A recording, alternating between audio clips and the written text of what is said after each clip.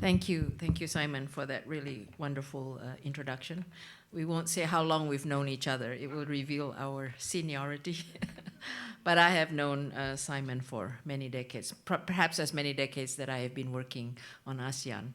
I always tell people that my DNA contains ASEAN, and that's why after so many decades, I continue to believe in ASEAN. I continue to be optimistic about the importance and the role of ASEAN, even though we go through waves. You know, sometimes we're optimistic, sometimes we're pessimistic, but by and large, we tend to be very optimistic.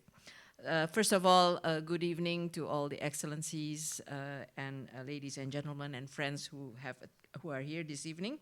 And a big thanks to the Center for International Law and the ASEAN Law and Policy Academy for the invitation for me to give the lecture tonight. It's called the ASEAN Distinguished Lecture, and it couldn't be more timely in the sense that the many questions that we are facing are really very, very crucial. And this is why I've titled the talk ASEAN's Resilience in a Time of Global Disruption, because I myself, I've done a lot of work through my professional life, both in government and outside of government. I don't think I ever thought that I would live through such a period of time. But here we are with very much very disrupted or ruptured global situation that we face. And the title is deliberately chosen because resilience should be no longer an aspiration, but it should really be a requirement to survive the global disruption. And I want to argue tonight that resilience must be built by design, not by default. And I'll try to explain to you why. So I like to just talk about two things in the time that I have. First, of course, let's all try to see whether we're all on the same page on what is the disruption that we are facing. And then more importantly, I hope I can address, at least share my thoughts on how ASEAN should respond. So I think I've used the title here. This time it's different. It comes from the title of the ASEAN Geoeconomics Task Force that I had the privilege to serve on, along with other experts. There are two experts here today. We've got Apana and Sugimari over there. So it was a good ASEAN effort during the Malaysia year that we described how this time it's different. You know, after 4 decades of openness, which has been the growth engine for ASEAN as well as many developing countries, we are experiencing the retreat of the rule-based multilateral order.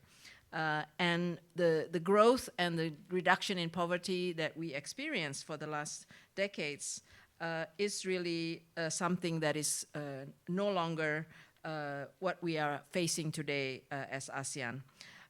So it is an existential threat for ASEAN's future growth model, which depends on openness and predictable rules. So the question is whether ASEAN can build its own resilience rather than simply absorb the shocks that are coming from elsewhere. So I think we all know that the rules-based order really allowed us to industrialize, raise incomes, and lift millions of people out of poverty. I don't give the numbers here, but I think all of us, especially us who have lived through a couple of decades living in ASEAN, we see it, we've experienced it, we've lived it.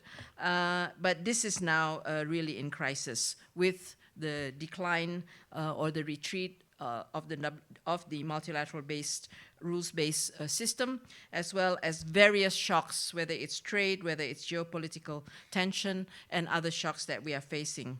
And new emerging issues or disruptions, such as the green agenda and the digital agenda.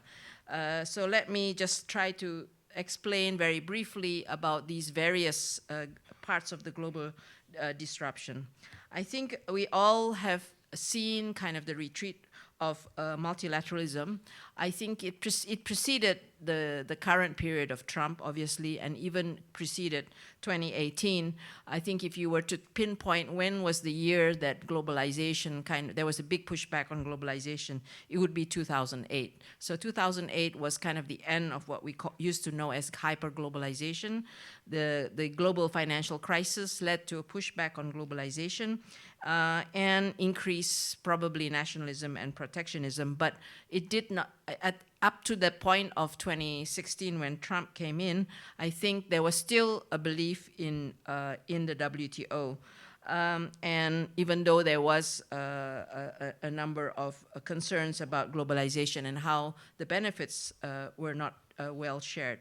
And after the entry of Trump 1.0, where there was really a decline in the support of the WTO, the retreat of the US from supporting what used to be one of their main public goods role to support the multilateral trading system. And it ended with the non-functioning of the WTO dispute settlement system in 2019, just by not appointing new judges. And that's the beginning, perhaps, one of the important results of the WTO is the dispute settlement for developing countries, especially, because it allowed you to use the rules-based disciplines and system to fight back on unilateral measures undertaken by developed countries or major countries. I myself have won a case against the US. It was on the closed cigarette case. We did win because they violated non-discrimination principle. Even though we won, we didn't really get the compensation we want, but I think winning the case was very important. But now this is really no longer there as the anchor, and it remains paralyzed. And instead, as we all are now experiencing, unilateral action by the US, but it's not by the US, but also China does also undertake these measures, but not to the extent, obviously, like what the US is doing. But they are undertaking trade restrictions, subsidies, and other measures that are increasingly, or in fact, in violation of the basic principles of the WTO. And you are seeing a more fragmented trading system as the confidence in multilateralism declines, and rise in protectionism, as well as nationalistic policies. So just to now go into the US unilateral measures and the background that led to Trump 1.0. As we all know, the US experienced what's called the China shock. So the moment China entered into the WTO in 2000, huge increase in China's trade and GDP, and really led to a lot of these, for 2 decades, a decline in manufacturing jobs, as well as what is described as losses in income. But of course, this only paints one picture. Technology also played a role in the shifts in manufacturing. It wasn't just China. But nevertheless, politically speaking, this is underlying what you would call as the anti-China wave of anti-China feeling, as well as in the end implemented under Trump 1.0. Under Trump 1.0, the trade war that started very early into his administration. Actually, one would say, compared to Trump 2.0, it was a bit later, right? He became president in 2017, right? January 2017. He won the election in 2016. January 2017, the first thing he did was to pull out of TPP.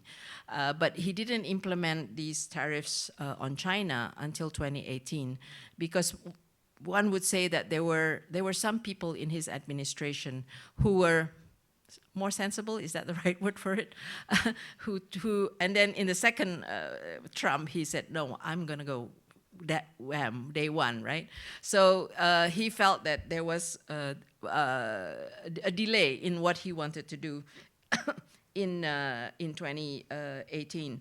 But he used, at that time, he used the Section 301 mainly to hit the Chinese goods. And you can see the tariffs going up to, at the time, up to 18, was it 18.4 or in the 30s?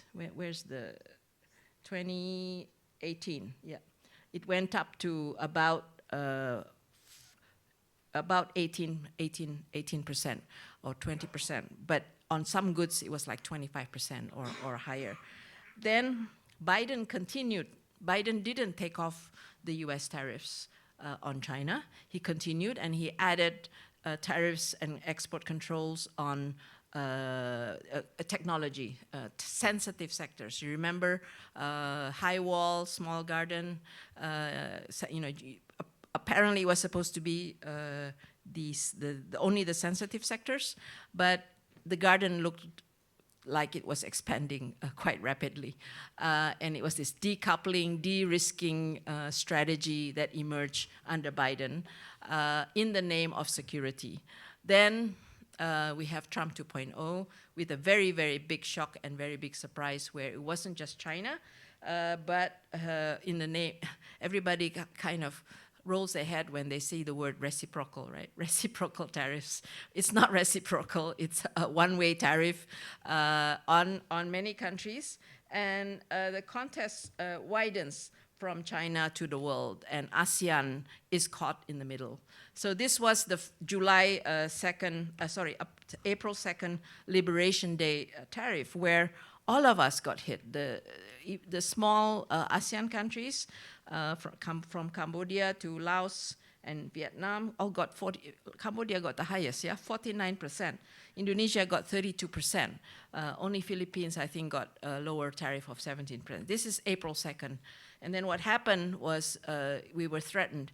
If you don't come to negotiate with us, we would double the tariffs, or they will do something to you, or continue this high tariff. But if you're willing to negotiate, we'll lower it.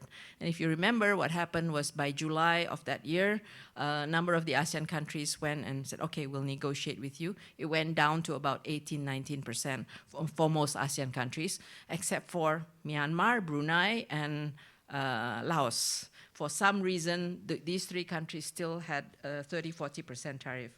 Then, this is where I suppose we should say, hooray for the law, right?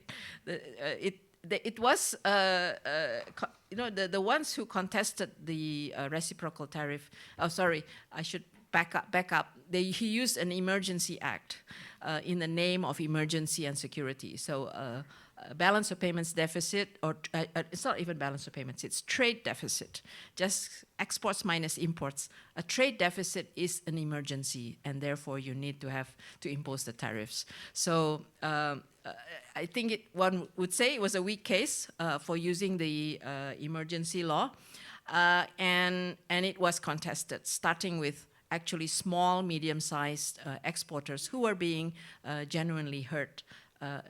Or small and medium-sized enterprises who were importing goods from China and from elsewhere to run their shops. So it came out, the actual first case that was won in the Court of International Trade in New York was actually coming from a number of small enterprises. I got a lot of insight of this from Jennifer Hillman, as you may know, is one of the leading international trade lawyer. And so and then it snowballed, and then it went up to the Supreme Court, and he lost in the Supreme Court. So I think that was a huge sigh of relief, but turns out he's now using what is allowed under the US Trade Act, which is mainly Section 301, and he's doing all these investigations to impose new tariffs on 60 countries. And just to take the picture for the official announcement of the tariffs just came out a few days ago. And Cambodia, Indonesia, and Malaysia, who have signed ART with the US, got 10%. So that's your preferential rate compared to those who haven't signed the ART for Philippines, Singapore, Thailand, and Vietnam. And there are exemptions, including specific exemptions for specific countries. I think Singapore got pharmaceuticals and aerospace, which are important industries, maybe for the US as well as for Singapore. And Indonesia is hoping to get more on labor-intensive products. We got a little bit on textiles, but we have to use input from the US at the moment. But we're still going to try to get more. But it's not over yet. And this is, okay, so maybe a big sigh of relief, but it's not over yet. And he can still add more tariffs to you, because for a number, the one that's only been announced is the investigation on forced labor. And who knows what that really means. But all of the countries have passed regulations to restrict the import using forced labor, right? And the US has said, okay, it's a victory. We can change the policies and regulations of countries. India actually also followed suit. We're still being investigated for excess capacity. And Vietnam, I think, is the one that's really being targeted by the US. They also have an additional one on IPR. What we have been told is that we probably will go back to 19% or even slightly lower, which was the reciprocal tariff that we were imposed on in July of last year. But we don't know. But at the moment, this is what holds. And they rushed to get to this decision because the section 202, was it 202? 102. 122, which is allowing him to impose 10% for 6 months, was expiring. So he had to come up with a new one. And it's by no means certain. That I just want to say there's continued unpredictability. So I think that's just an update on the US reciprocal tariffs and the US unilateral policy. I'm sure we can discuss later about the pluses and minuses. But basically, ASEAN countries, after the April 2nd reciprocal tariff last year, there was an emergency meeting by the AEM, who decided that, okay, it is what it is. We agree not to retaliate because we're not China. We agree that each one of us will negotiate bilaterally, and as much as possible, we should try to figure out whether we can come up with some common position and not hurt each other or our other trading partners. So that was what was decided at the AEM last year, and by and large, ASEAN countries tried to respond in that way.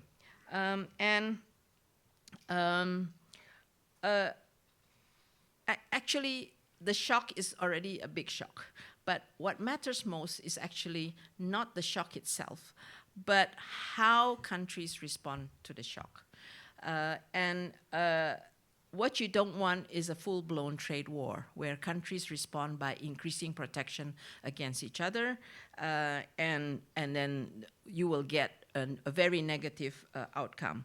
And so when we did this work together with the expert group on the ASEAN Geoeconomic Task Force report that came out last year, with the title this time is different, we did a lot of exercise in numbers. What if all countries raised 15% tariff on each other? This would be the outcome. You would really have negative impact on GDP, exports, as well as employment. So that's just to illustrate that that's not what you want. And then what's the reality? When you look at the reality, what happened in 2025, in fact, the blow has landed softer than feared. In other words, we continued our exports to the US. In fact, it was the highest increase. It was 27.6%, higher than any other year. And ASEAN imports also increased by 31.9%. Is that good or bad? So people are saying, oh, well, how do we read this? Well, the way you read it is that this is perhaps only a one-time thing, because you had front-loading of exports. You had actually the rates that were being announced, like 19% or 32%, didn't really happen because there were a lot of exemptions, because of US's own needs, right? When coffee prices started to go up in the US and consumers started complaining, coffee was exempted, and so on and so forth. Semiconductors were also exempted because they needed the semiconductors. So a lot of exemptions, and I think there was a lot of relocation happening, whether it's mainly from China, relocating to ASEAN. You can see it in the import of inputs from China that went up. And this is actually also plus and minus, because this is actually what the US will be focusing on as well. And last year when we did this report, we also looked at the perspectives from the private sector. And also the fact that apart from dealing with the US, your other problem is managing China, because of the surge of imports that would come to all other countries as China's exports to the US is being limited, and the slowdown in China's growth. So where do the goods go? They go to other countries, including to ASEAN countries. So the surge of imports from China is another part of our worry, should be our worry, because it's going to create tensions. And you can see the number went up to the imports into ASEAN went up by 27.5% last year. But you got to be careful in analyzing this number, because is it really the flood of surge of consumer goods that's killing our SMEs and killing our retail industry? Or is it also partly imports of inputs because of the relocation? I think it's both. Simon Evernett has done a careful analysis of the numbers. He shows that it's actually more inputs rather than the surge of imports. But we in Indonesia, and I think in other countries, we get complaints from our SME, from our retail sector, that they are being killed by cheap Chinese goods coming into the market. So how should we manage this risk? If you believe in the WTO and rules base, then you should be talking about anti-dumping, dealing with import surges by analyzing it and then imposing a tariff, import surge tariff. That's the way you should use trade remedies. But we have done that too in Indonesia, but it's still not enough to stem what people are saying is the flood of imports. So the safeguard and trade remedies are one issue. Coordinate and measure is another thing we need to do to understand better. Is this really surge of Chinese goods, or is it partly inputs of imports? Is it increase of Chinese investments that are using Chinese inputs? I think we have to really understand better. But at the end of the day, I think we do need to manage it, and manage it not as ASEAN, but manage it as ASEAN and China. And this is kind of one of the things that we need to do. We don't quite know how to approach it, but it has to be dealt with. Otherwise, it's going to be a source of tension. And private sector, the private sector survey we did last year with BCG, actually a surge in industrial output is one of the issues they raise as the risk. And it was in particular for automotive and machinery. So you can see this comment. We see an influx of cheap EV cars, making it difficult to compete. But economic fragmentation, because of the different tariff regimes and the reconfiguration of economic blocs, basically US-China tensions, also feature differently for different sectors. But despite these risks that are observed by the private sector, what is important is overall businesses actually remain confident in their supply chain. And 70% said they are confident with the resilience of their supply chain, partly because they said, look, we experienced COVID, so we have actually been able to adapt. And the way they adapt is by dual sourcing, diversifying sourcing, higher inventory, and real-time supply chain tracking, which is using digital technology and AI and blockchain and all that. But I would say this is all telling you a short-term story, because in the medium term, we have a hard time predicting what will be the US trade policy moving forward. And I think businesses are also having that issue. Then, not to make matters worse, some people are calling it the perfect storm. As you are facing these trade risks, you're also facing the Strait of Hormuz crisis, which is really, everybody is experiencing it. We have 30% of global seaborne oil trade going through the Straits of Hormuz, as well as LNG, 20%. And it is leading to a surge in the cost of shipping. And it doesn't look like it's going to end anytime soon. In fact, it just got worse recently. So I think everybody's kind of calculating that this is going to be something that's not temporary, semi-permanent perhaps, so you do have to make your adjustments. Not to mention that it just got worse because the other lane that is going through the Red Sea is also now being threatened. So I think for ASEAN itself, the exposure is quite large. And for different countries, they have different impact. I think Philippines and Thailand are the most vulnerable too because of their dependence on the Middle East oil. Besides that, of course, all of you who are from the private sector, besides the oil price going up and the cost of transportation, et cetera, going up, as well as the supply being affected, it's affecting fertilizer prices as well as availability. Natural gas price is going up, and plastic and other inputs that are going into production is going up. We are seeing numbers of those impacts coming through our inflation figures already. It doesn't seem to be coming into the US inflation figures yet, but I think for a number of the ASEAN countries, it is already having an impact on inflation.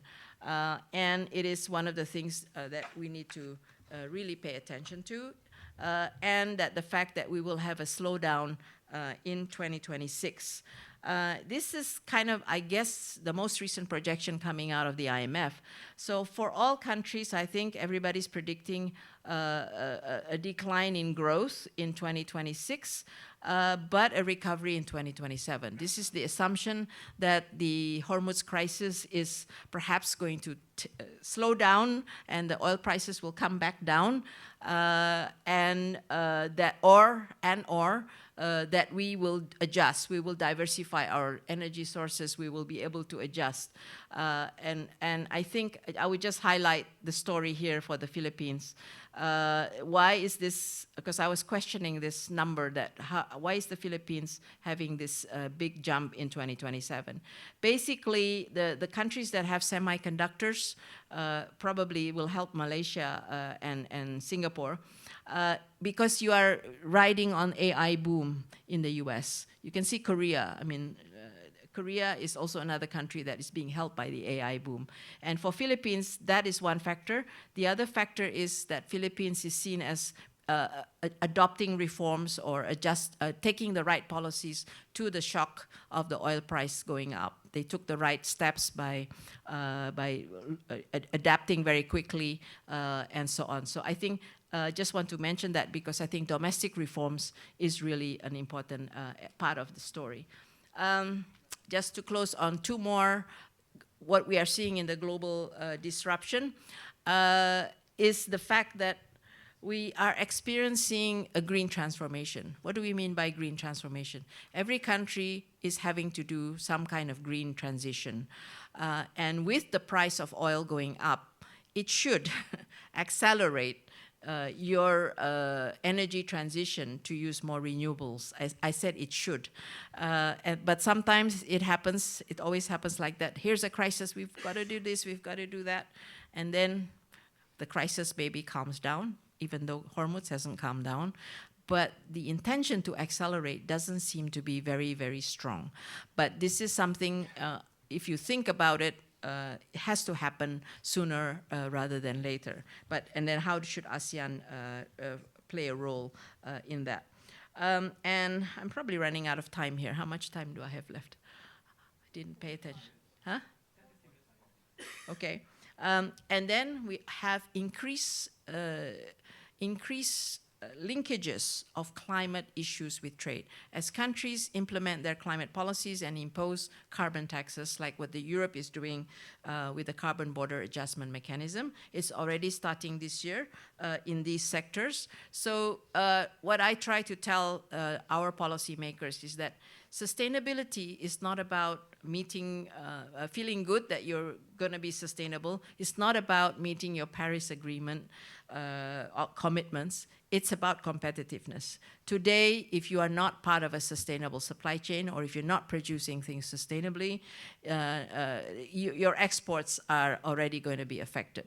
Not to mention the potential for domestic consumers also taking a stance on wanting to have more sustainable products. So sustainability, I think, increasingly is becoming an important issue for ASEAN countries, ASEAN companies, and it should be also a policy issue domestically as well as for ASEAN. And the other big disruption, obviously, is digital technology and now, more importantly, AI. We have this layer of disruption as we are facing all these other shocks. And it is reshaping productivity, employment, trade, energy demand, data flows, and strategic power at a speed that every institution, you're talking about countries, governments, and companies, are struggling to keep up or to match or to deal with, including all the cybersecurity issues that go with it. And that the fact that AI is another area where you are seeing the competition, very, very heightened competition between US and China with very different models of AI. And, you know, do we have to choose between either model? There's no, and the further important fact is that there's, if you talk about AI governance, there's no forum yet that is emerging, except for the most recent one in China, that talks about how should we be governing AI. Okay, I'm sorry I took too long to describe the global disruption. I really now want to turn to what ASEAN's response should be. Some of this comes from the task force report from last year, but I try to see more forward-looking. Really, I had 3 messages. We need to build resilience domestically as well as regionally, because regionally is important. We can't face all this disruption alone. Collective action, whether it's through ASEAN or through our wider regional integration such as RCEP, is very important. Second, it cannot be business as usual. This is, I think, our main message last year. This time it's different. Therefore, you cannot respond business as usual. You do have to have a new mindset, new ways of work, and new institutions. And how do you then not just respond by saying, okay, we want to be resilient, we want to do this and that, but really institutionalizing the resilience that you need, because I think what I've tried to describe is the global disruption, but it's actually going to continue. The shocks are going to continue. The trade issues and the disruption around lack of multilateral rules and discipline, or any rules and discipline, is going to continue. So you have to undertake the reforms. So first of all, I think you have to start at home. Domestic reforms are key. And our survey also shows that the private sector are saying, yes, we can have our supply chain being more resilient. Yes, we will continue to invest in ASEAN. But when asked the question, what do you need from government? What do you need from ASEAN? Basically, it's government, national governments, you need to do your domestic reforms that go with the regional integration. And it is about cross-border documentation, non-tariff barriers, but I think it goes deeper into that fact that how do you undertake the domestic reforms that will, if relocation is an opportunity, given all that disruption, the investments are looking for new location, diversification of supply chain. Are you going to be the country that attracts those investments? It is about improving your investment climate and undertaking domestic reforms. And we found the private sector highlighted talent mobility. So movement of talent between ASEAN countries turns out not easy. including intra-company transfers. Not easy.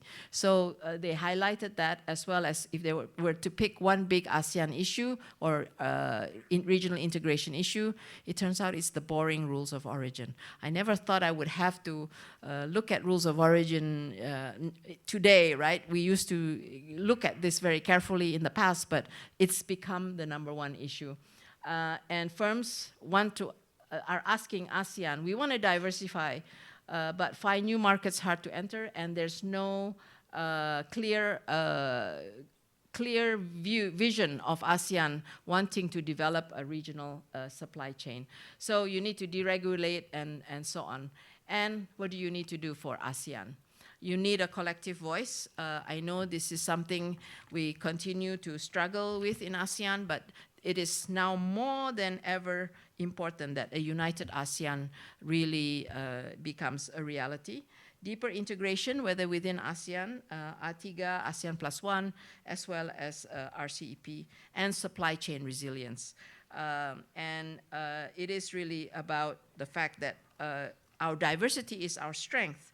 How can we have regional cooperation that will reduce the dependence on any single market and have buffers that allow you to have regional diversification and deepening of the local supply chains within each country? And then institutional readiness.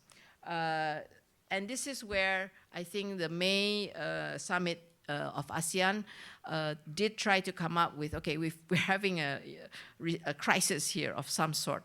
We need to have an emergency response. We need to also figure out how we can be more resilient by having sharing emergency stocks and so on. So there is all that, all the important areas. And then this is coming out from our report last year.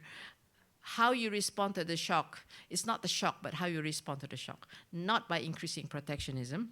And in fact, if you increase regional integration, you can offset the negative impact from US uncertainty. So we are the largest FTA at the moment. TPP may catch up soon, but at the moment, RCEP is the biggest, 15 member countries, 30% of global GDP and trade, and 2.2 billion people. How else should you build your resilience? New partners. The magic number that I always use is that the US accounts for 13% of world trade. 87% is the rest of us trading with each other. So let's expand what we can expand by increasing our partnership. All the ASEAN countries are, some of the ASEAN countries have FTA with the EU. Singapore, Vietnam, and Indonesia just signed, and I always say we like to thank Trump because he accelerated the completion of our EU-Indonesia SEPA, which was going on for many, many years. And now Thailand and Philippines, are also applying. And Malaysia also, Malaysia, Thailand, and Philippines. And then there are others like ASEAN Canada, ASEAN China upgrading, ASEAN India upgrading, and we also have CPTPP. And I think you'll see more action here, more deepening, broadening in these areas, and also dealing with emerging issues such as green and digital. And this is where, in a world where we have the US in retreat, we should not go that direction. We should collectively continue openness, continue the rules-based disciplines and so on in different ways. I use the word constructive incrementalism. Move where you can in whatever way you can. That's basically what it boils down to. It's about building coalitions of the willing beyond the WTO. You don't have to just rely on WTO as a forum. There are initiatives outside of WTO, such as MPIA, multi-party interim arbitration, is it? Or yeah. So it's really just countries that just follow whatever the dispute settlement of the WTO is, including a panel. And it has EU, Japan, China, and a number of the ASEAN countries in there. DEPA is the digital one, and I don't know what the other ones stand for, EGA, GEFA. WICO is the most recent one, World AI Governance International Cooperation that China just launched last week. To advance cooperation among like-minded countries, they can be binding or not binding. And then within the WTO, consensus of all members, not possible. So the plurilateralism is one way to do it, e-commerce, investment facilitation, and domestic regulation of services as building blocks towards the multilateral outcomes. And it should be open. I think plurilaterals, even though maybe it may not be agreed on, I think should be made MFN as well as be made open. Even if you're not ready to join, you should be allowed to join the negotiations, join the information that's being shared. E-commerce, I think most of them have been done in an open way, but whether or not it's going to be made MFN, just like ITA, is still a big question. Reform and strengthen the WTO itself. I think we need to make some progress there. WTO is not in a good situation, but to the extent that ASEAN and like-minded countries can continue to pursue supporting the WTO, it's still important. And then ASEAN institutional readiness. We talked a lot about this last year, and hopefully it'll continue this year. How do you have cross-pillar coordination, especially between economics and security? Equip the country representatives, permanent representatives, and the secretariat with cross-pillar representation, and strengthen monitoring and follow-up, because the business people were saying that we do not need any more ASEAN aspirations and visions. We just need you to implement your commitments. So I think that was a very clear message from last year. I think I'm talking too much, so I think also institutionalized resilience, whether it's through energy, cooperation, trade, digital, and finance. People rarely talk about finance, but remember the Asian financial crisis. We had built up Chiang Mai Initiative and regional financial safety nets for rapid crisis response. We should be doing that also for food, energy, and so on. I'll close with this final discussion where I think ASEAN is trying to come up with a framework with elements of how do you build resilience for economic security. I think it basically the premise is that countries are going to use economic instruments for security purposes, and that is valid objective for every country. How do you do it in a way which does not over-securitize everything and put guardrails and disciplines? That's the basic premise. And the elements are here. Integration across domains, responsible sovereignty, unity and centrality, which is about cohesion in ASEAN. Responsible sovereignty is where you really don't want to be over-securitizing everything. And then open regionalism and shared outcomes. I don't have time to go into detail, but a new area which is coming after we have DEFA is a green economy framework agreement, which maybe Singapore will start looking at it next year. And AI governance, we should not be asked to choose. We should be able to come up with our version of what makes a difference for us, what is the sovereignty issue for us. And we have actually some of this already in the DEFA. On DEFA, great agreement, lots of the right principles and elements. Again, the issue is implementation. That's what the digital economy people are telling me. So resilience by design, not by default. Integrate regionally to strengthen domestically. Change how ASEAN works, cannot be business as usual, and institutionalize resilience, including coming up with principles on a framework for economic security and resilience. So let me close with adding to ASEAN's resilience agenda is the easy part. The real question is how we leverage ASEAN itself to strengthen resilience at every level. National, regional, and global. I'm sorry I took longer than I had planned, but I hope we have enough time for good discussion coming out. Thank you.